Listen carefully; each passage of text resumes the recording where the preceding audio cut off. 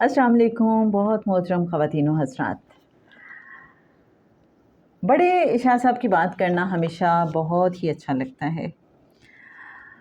एक अल्लाह के बहुत ही प्यारे दोस्त, साहिबे अमर, साहिबे तसर्रुफ़ और बहुत बड़े मकाम पे फाइज़, और फिर हमारे दादा मुर्शिद साहब हैं जनाब सैयद याकूब अली शाह साहब। उनका भी ज़िक्र खैर है, उनके एक ख़ादिम का भी ज़िक्र खैर है। आज जो गुफ्तगू मुर्शिद साहब की हम आपके साथ शेयर करेंगे,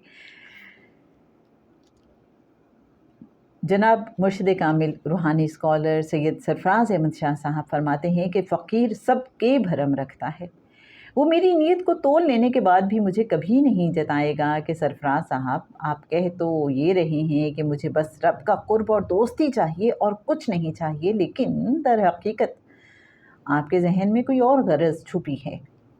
फ़कीर कभी अपने पास आने वाले को शर्मिंदा नहीं करता, लेकिन वो मुझे इल्म की वही एक किस्म देगा जिसके हुसूल की ख्वाहिश मेरे दिल में छुपी थी।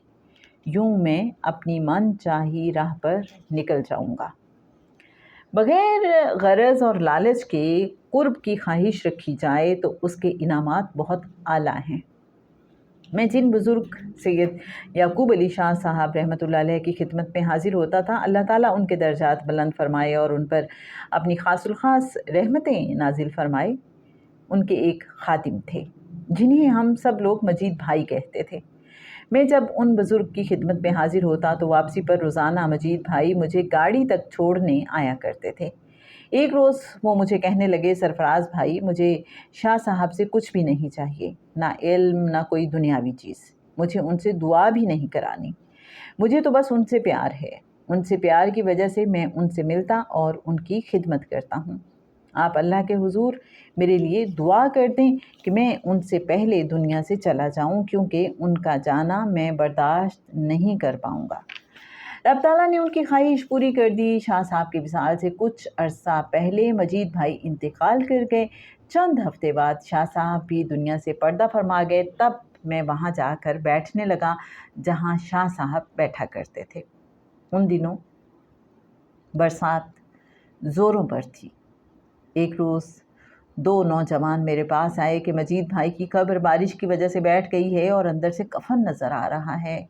मैंने अपने पास बैठे कुछ लोगों से कहा कि पॉलीथीन पेपर लेकर फौरी तौर पर कब्रिस्तान पहुँचें और कब्र ठीक कर दें ताकि पानी कब्र के अंदर न जाए। अगले दिन वो लोग मेरे पास आए तो हैरान कुन बात बताई कि 3 रोज़ की मुसलसल बारिश की वजह से कब्र बैठ चुकी थी और सिर्फ निस्फ कब्र पर मिट्टी बाकी रह गई थी। हमने उस मिट्टी को भी हटाकर नए सिरे से कब्र ठीक करके मिट्टी उस पर डाली। हमने देखा कि इतना अरसा गुजर जाने के बाद भी कफन मैला ना हुआ था, उस पर मिट्टी का ज़र्रा तक ना था और मजीद भाई के जिस्म में लोच उसी तरह मौजूद था जिस तरह ज़िंदा आदमी के जिस्म में लचक होती है। उन लोगों की बात सुनकर मैं सोच रहा था कि एक शख्स एक वली अल्लाह की खिदमत बेगरज होकर करता है तो उसको कैसा इनाम मिलता है। अगर कोई बग़ैर किसी गरज और लालच के अल्लाह की बंदगी करे तो उस पर इनामात की बारिश की क्या इंतहा होगी। तो मेरे अच्छे नाज़रीन, है ना, बहुत ही खूबसूरत गुफ्तगू, बहुत मुफीद, कि बेगरज होके अल्लाह वालों की खिदमत करने का कितना इनाम है, और फिर कोई अगर अल्लाह की बंदगी बग़ैर किसी लालच के करता है इखलास के साथ तो उसको अल्लाह कितना नवाजेगा। रेफरेंस के लिए बताती चलूँ किताब नवाए फ़कीर पेज 147 एंड 148।